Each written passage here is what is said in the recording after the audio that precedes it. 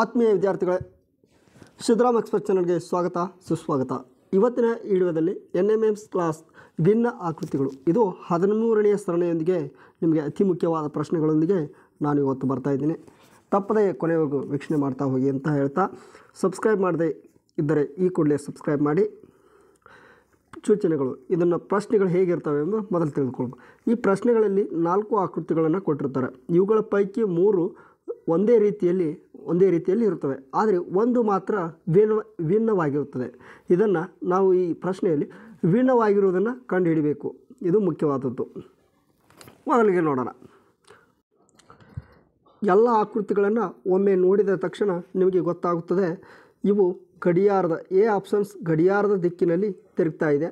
ಹಾಗೆ B options ಕೂಡ ಗಡಿಯಾರದ ದಿಕ್ಕಿನಲ್ಲಿದೆ. ಸಿ ಆಪ್ಷನ್ಸ್ ಕೂಡ ಗಡಿಯಾರದ ದಿಕ್ಕಿನಲ್ಲಿದೆ. ಆದರೆ ಡಿ ಆಪ್ಷನ್ಸ್ ಮಾತ್ರ ಗಡಿಯಾರದ ವಿರುದ್ಧ ದಿಕ್ಕಿನಲ್ಲಿದೆ. ಗಡಿಯಾರದ ವಿರುದ್ಧ ದಿಕ್ಕಿನಲ್ಲಿದೆ. ಆದ್ದರಿಂದ ಇದರಲ್ಲಿ ವಿಭಿನ್ನವಾದ ಆಕೃತಿ ಯಾವುದು ಎಂದರೆ ನಿಮಗೆ ತಕ್ಷಣ ಗೊತ್ತಾಗುತ್ತದೆ. ವಿಭಿನ್ನವಾದ ಆಕೃತಿ ಡಿಯಲ್ಲಿರುವ ಆಪ್ಷನ್ಸ್ ವಿಭಿನ್ನವಾಗಿದೆ. ನೋಡಿ, ಇನ್ನೊಮ್ಮೆ ಸರಿಯಾಗಿ ನೋಡಿ, ಎಲ್ಲವೂ ಗಡಿಯಾರದ ದಿಕ್ಕಿನಲ್ಲೇ ಇದೆ, ಆದರೆ ಇದು ಗಡಿಯಾರದ ವಿರುದ್ಧ ದಿಕ್ಕಿನಲ್ಲಿದೆ. ಆದ್ದರಿಂದ ಸರಿಯಾದ ಉತ್ತರ ಆಪ್ಷನ್ಸ್ ಡಿ. ನಂತರದಲ್ಲಿ ನೋಡೋಣ. ಇದನ್ನು ಅತಿ ವೇಗವಾಗಿ ಕಂಡುಹಿಡಿಬೋದು ನೀವು. ಎಲ್ಲ ಆಪ್ಷನ್ ಎನಲ್ಲಿ ಸೇಮು, ಆಪ್ಷನ್ ಬಿನೂ ಸೇಮು, ಆಪ್ಷನ್ ಸಿನೂ ಸೇಮು. ಆಪ್ಷನ್ ಡಿ ಮಾತ್ರ ಒಂದು ತುಂಬಿರುವ ವೃತ್ತವಿದೆ. ಇಲ್ಲಿ ಖಾಲಿ ಇರುವ ವೃತ್ತ, ಇಲ್ಲಿ ಖಾಲಿ ಇರುವ ವೃತ್ತ, ಇಲ್ಲಿ ಖಾಲಿ ಇರುವ ವೃತ್ತ. ಆದ್ದರಿಂದ ಸರಿಯಾದ ಉತ್ತರ ಬಂದುಬಿಟ್ಟು ಆಪ್ಷನ್ಸ್ ಡಿ. ಇದರಲ್ಲಿ ವಿಭಿನ್ನವಾಗಿರುವ ಆಕೃತಿ ಯಾವುದು? ಆಪ್ಷನ್ ಡಿಯಲ್ಲಿ ಒಂದು ಮಾತ್ರ ವಿಭಿನ್ನವಾಗಿದೆ. ಇದನ್ನು ಸರಿಯಾಗಿ ನೀವು ಕಂಡುಹಿಡಿಬೋದು.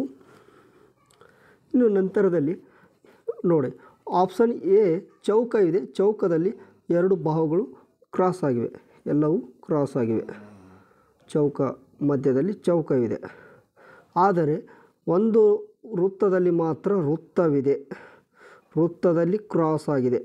ಆದ್ದರಿಂದ ವಿಭಿನ್ನವಾದ ಆಕೃತಿ ಯಾವುದೆಂದರೆ ಆಪ್ಷನ್ಸ್ ಬಿ. ವಿಭಿನ್ನವಾಗಿರುವ ಆಕೃತಿ ಯಾವುದಂದರೆ ಆಪ್ಷನ್ಸ್ ಬಿ ವಿಭಿನ್ನವಾಗಿರುವ ಆಕೃತಿಯಾಗಿದೆ. ಇನ್ನು ನಂತರದಲ್ಲಿ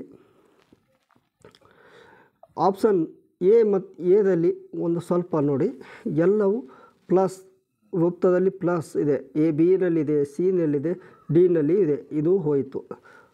ಖಾಲಿ ಇರುವ ವೃತ್ತ ಎಲ್ಲದರಲ್ಲೂ ಎಲ್ಲ ಆಯ್ಕೆಗಳಲ್ಲಿದೆ.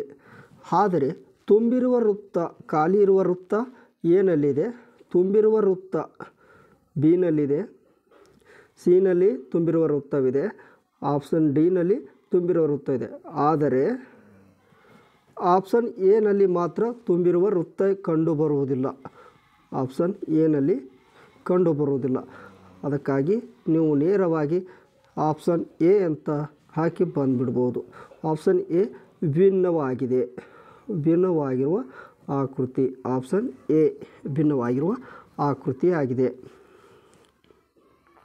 ಇನ್ನು ನಂತರದಲ್ಲಿ 3 ರೀತಿಯ ಆಪ್ಷನ್ ಎನಲ್ಲಿ ಒಂದೇ ರೀತಿ ಇದೆ, ಆಪ್ಷನ್ ಬಿನೂ ಒಂದೇ ರೀತಿ ಇದೆ, ಆಪ್ಷನ್ ಡಿನೂ ಒಂದೇ ರೀತಿ ಇದೆ. ಆದರೆ ಆಪ್ಷನ್ ಸಿನಲ್ಲಿ ವೃತ್ತದ ಒಳಗಿರುವ ವೃತ್ತವು ತುಂಬಿದೆ. ಆದ್ದರಿಂದ ವಿಭಿನ್ನವಾಗಿರುವ ಆಕೃತಿ ಯಾವುದಂದರೆ ಆಪ್ಷನ್ ಸಿ. ಆಪ್ಷನ್ ಸಿ ವಿಭಿನ್ನವಾಗಿರುವುದರಿಂದ ಆಪ್ಷನ್ ಸಿ ವೃತ್ತವನ್ನು ಹಾಕಿ ಬಂದುಬಿಡಬೇಕು.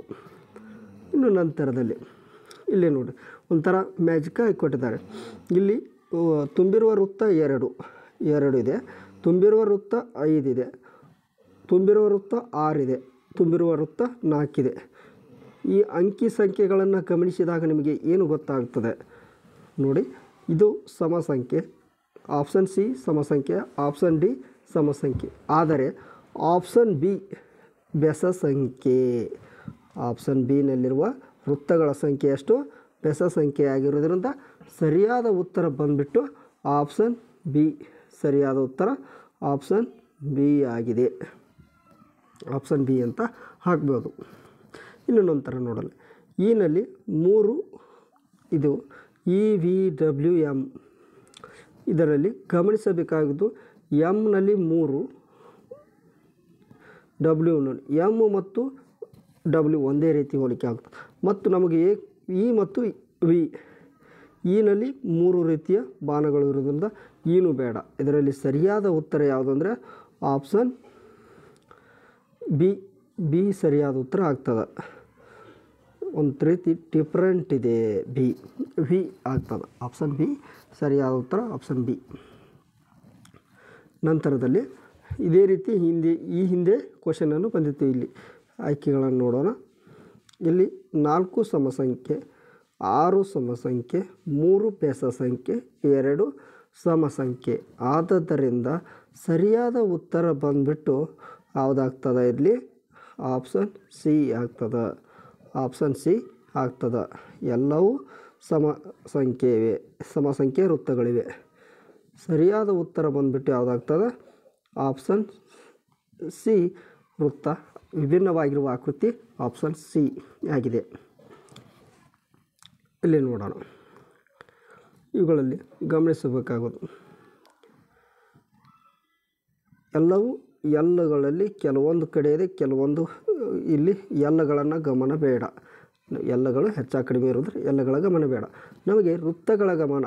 ಇಲ್ಲಿ 2 ವೃತ್ತ ಇದೆ, ಇಲ್ಲಿ 2 ವೃತ್ತ, ಇಲ್ಲಿ 2. ನಮಗೇನು ಬೇಕು? ಅಷ್ಟು ವಿಭಿನ್ನವಾಗಿರುವ ಆಕೃತಿ ಬೇಕು ನಮಗೆ.